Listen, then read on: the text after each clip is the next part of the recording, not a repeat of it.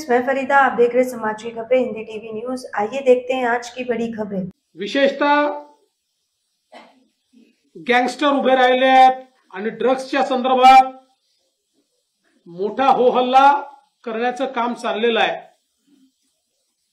त्यावेळी हे विसरतात 100 कोटी रुपयाच्या संदर्भात आम्ही नाही, माननीय उच्च न्यायालयाने यांच्या गृहमंत्र्यांच्या विरुद्ध एफआयआर करून त्यांना अरेस्ट केली। सरकार त्यांचं होतं, आम्ही नाही केलं। त्यांच्या गृहमंत्र्यांच्या विरुद्ध माननीय उच्च न्यायालयाचे तेव्हाचे मुख्य न्यायाधीश यांच्या खंडपीठाने यांच्यावर एफआयआर दाखल करा म्हणून सांगितलं। आणि आज ड्रग्सच्या विरुद्ध आम्ही लढाई सुरू केली आहे, संपूर्ण देशामध्ये सुरू केली आहे। आणि त्यामुळे हे जे काही साठे आज सापडतायत, मोठ्या प्रमाणात जी कारवाई होते आहे ती कारवाई आपल्याला पाहायला मिळते। ही कारवाई अशी सुरू राहणार आहे।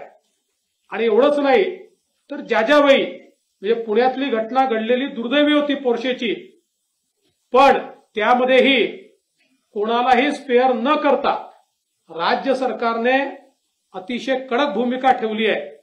त्यामुळे निश्चितपणे कायदा सुव्यवस्था असो किंवा zero tolerance policy towards drugs असो, हे सरकार या ठिकाणी करतच राहणार आहे।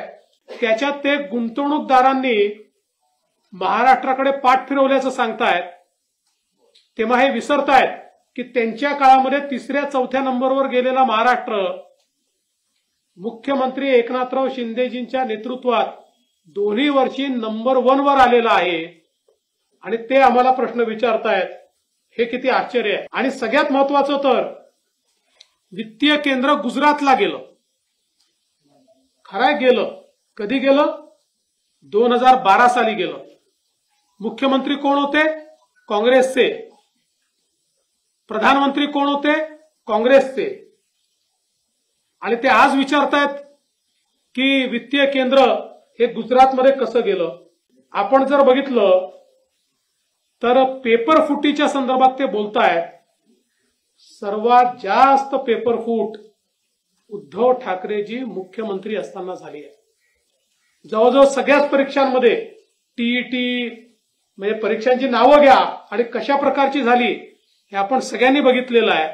आणि ते आम्हाला प्रश्न विचारतायत, पण निश्चितपणे त्या संदर्भात आम्ही इतक्या मोठ्या प्रमाणात परीक्षा घेतल्या, त्याचा सगळा रिपोर्ट कार्ड या अधिवेशनामध्ये निश्चितपणे आम्ही त्या ठिकाणी मांडणार आहोत। क्या आपका एनजीओ है और काम करने के लिए डोनेशन चाहिए, लेकिन 1280G सर्टिफिकेट नहीं होने की वजह से डोनेशन नहीं मिल पा रहा है, तो आप RTI SKK एजेंसी से संपर्क करें। RTI SKK एजेंसी से संपर्क करके 1280G सर्टिफिकेट बनवा सकते हैं। उठाए फोन और लगाएं कॉल